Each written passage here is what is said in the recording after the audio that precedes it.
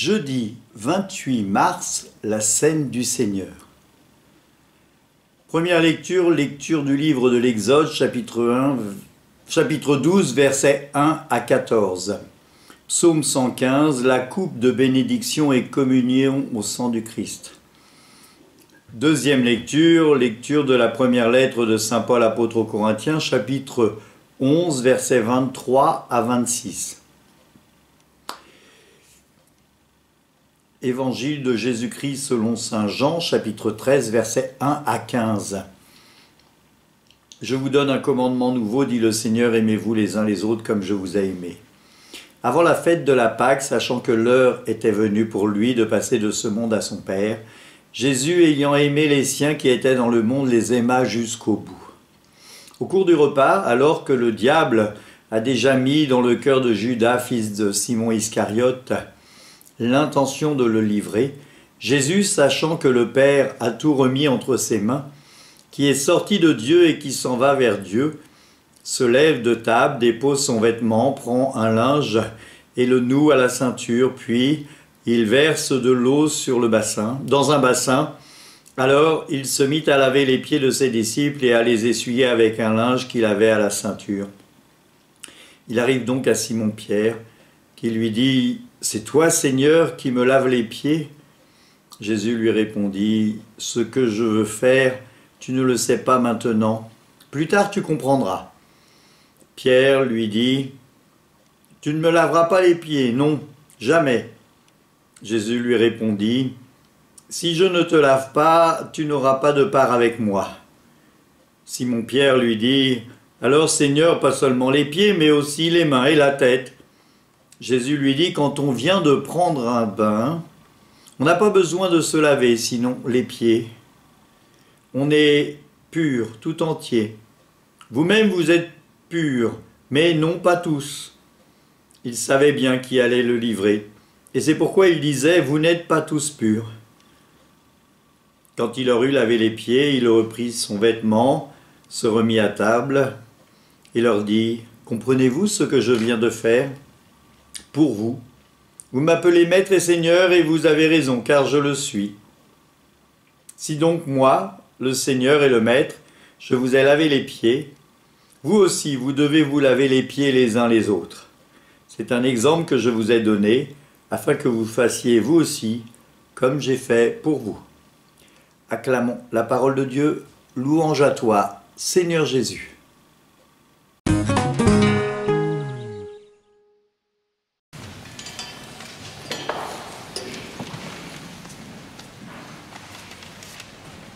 Pourquoi sommes-nous réunis aujourd'hui? Pourquoi cette table? Alors parfois on fait une grande table, parfois on ne le fait pas, mais c'est pas grave. Le principal c'est qu'est-ce que nous faisons aujourd'hui ici? Nous commémorons le Seder pascal, le dernier repas du Christ, le repas avant la Pâque. Le Christ invite ses disciples à un repas. Un repas particulier, c'est celui que prennent depuis des générations le peuple en mémoire de la libération. On le prend, la ceinture autour des reins, tout est sur la table, les herbes amères qui nous rappellent la dureté en Égypte, puisqu'on était esclaves, une espèce de compote qui ressemble à du mortier, et un agneau. L'agneau pascal, celui qui est le libérateur. Un agneau par famille, et si la famille est trop petite, ou si l'agneau est trop gros, eh bien on prendra un agneau pour 2 familles.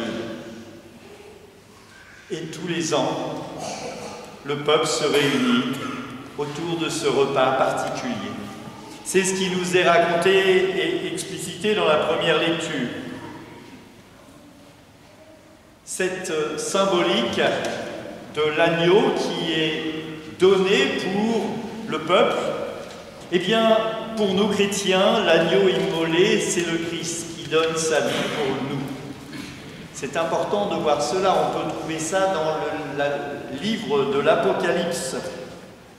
Cet agneau percé sur le côté, mais qui est debout, et qui est notre salut à nous, pour nous. Et aujourd'hui, nous voyons ce repas important qui est, pour le peuple, la libération.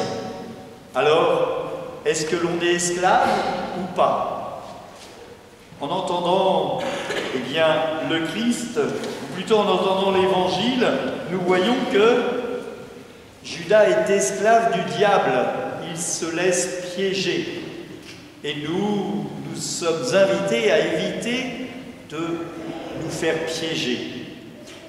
Ce qui est étonnant dans cette liturgie d'aujourd'hui, c'est que l'Évangile n'est pas l'Évangile de l'Eucharistie. On pourrait s'attendre à avoir ce qu'on a eu comme deuxième lecture, comme Évangile. L'Évangile qui est le summum. Et là, on nous offre, mais vraiment le mot offre est bienvenu, on nous offre le lavement des pieds. Alors, en regardant cette liturgie, on comprend qu'on ait choisi comme deuxième lecture la lettre de Saint Paul qui est la première écriture du repas eucharistique, si je prends par ordre chronologique. Les évangiles arrivent bien après les lettres de Saint Paul. Et on voit bien là, dans ce passage, le testament du Christ. Il prit le pain, faites cela en mémoire de moi. Il prit le vin, faites cela en mémoire de moi. Ceci est mon corps, ceci est mon sang. Et donc, nous sommes ici réunis pour être fidèles au testament du Christ. À chaque messe, lorsque nous venons à l'appel du Christ qui nous attend et qui nous demande de venir par fidélité au don de sa vie pour la gloire de Dieu et le salut du monde. C'est ce que nous faisons. Et c'est ce que nous faisons quand sur l'autel, le pain et le vin deviennent corps et sang du Christ. Je redis ces paroles-là. Ceci est mon corps livré pour vous. Faites cela en mémoire de moi. Ceci est mon sang, le sang de la multitude. Faites cela en mémoire de moi. Et je disais, et il y a des enfants qui ont fait leur première communion l'année dernière, et je dis toujours aux enfants, quand je les reçois,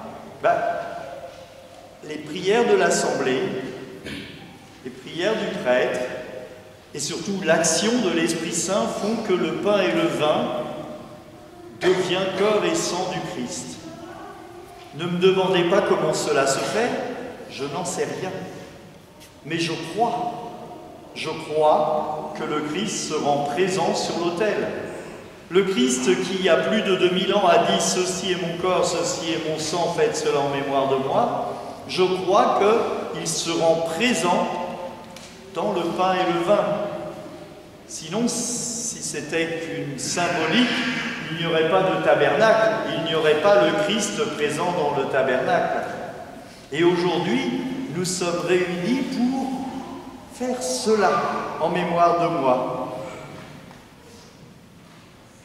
Comment est-ce que je regarde l'Évangile, où le Christ est toujours à ce repas, mais à la fin du repas, Judas est tenté par le diable et il va dénoncer le Christ, il va le vendre pour quelques pièces. On ne peut pas servir deux dieux à la fois, on ne peut pas servir et l'argent et Dieu. Et le Christ va laver les pieds. Et il dit, comprenez-vous ce que je viens de faire? Alors parfois c'est assez obscur. Les gestes du Christ ou les paroles du Christ dans les paraboles nous paraissent parfois obscures. Mais là, il prend la place de l'esclave. C'est l'esclave de la famille quand on est noble et qu'on a une grande maison, eh bien c'est l'esclave qui accueille les serviteurs pour leur laver les pieds parce qu'ils ont marché dans le désert et qu'ils ont du sable dans les pieds. Pour qu'ils se sont confortablement installés, eh bien on demande à l'esclave de laver les pieds. Et le Christ prend cette place. Et le Christ prend la plus petite des places. Et il nous invite, nous aussi, à faire cela en mémoire de moi. Comprenez-vous, il vous faut vous laver les pieds les uns aux autres.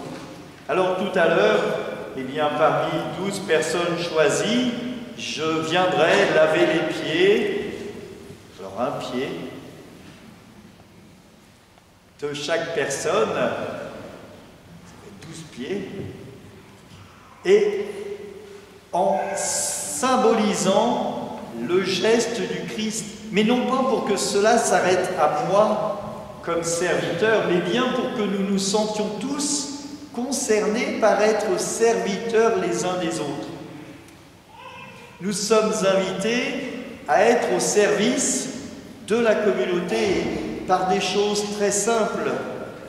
Cette semaine, il y a une paroissienne qui m'a tenu au courant qu'une paroissienne de longue date ne venait plus à la messe parce qu'elle est malade, et j'ai été, eh bien, la confesser et lui donner la communion. Et pourtant, la personne qui m'a dit ça est quelqu'un qui n'est pas vaillant, mais qui quand même a pris soin de sa sœur en Christ. Le Christ nous invite à être au service. Alors, soyons réellement au service les uns des autres. Souvent, le matin, après les laudes ou après la messe, on prend le café au presbytère. Donc ceux qui viennent en semaine, eh ben, le savent, puis ceux qui ne viennent pas, ben, ils peuvent venir. Et c'est moi qui fais le café. Alors il y a des gens qui disent « Mais non, mais mon père, c'est nous qui allons faire le café. » Ben, je dis « Vous êtes chez moi, je vous fais le café. Je suis au service aussi. » Et c'est toute une symbolique, mais qui va jusqu'à l'extrême don de la personne. Nous sommes invités à être à l'image du Christ. Non pas pour se glorifier, mais bien parce que c'est là où on ressent l'amour de Dieu qui vient dans notre cœur et qui nous invite au service. Le Christ donne sa vie à Pâques, il monte sur la croix, et ce sacrifice sanglant est réitéré ici dans un sacrifice non sanglant du pain et du vin. Ceci est mon corps, ceci est mon sang. Alors, aujourd'hui, qu'est-ce que nous faisons ici? Nous rendons un hommage à celui qui est notre Sauveur en venant regarder l'hostie, en venant contempler le corps du Christ qui sera élevé, en prenant le temps de la prière, en prenant le temps de prier pour ceux qui ne sont pas ici, mais qui ont besoin de notre prière, en prenant le temps, les uns et les autres, dans un amour infini, de faire corps, parce que nous sommes le corps du Christ dont le Christ est la tête. Amen. Après cette célébration, il y a un temps d'adoration. Ceux qui ne peuvent pas être au temps d'adoration ou qui veulent reprendre des paroles du Seigneur, je vous invite à prendre l'évangile de Saint Jean au chapitre 6. Que Dieu vous bénisse. Bon Triduum pascal.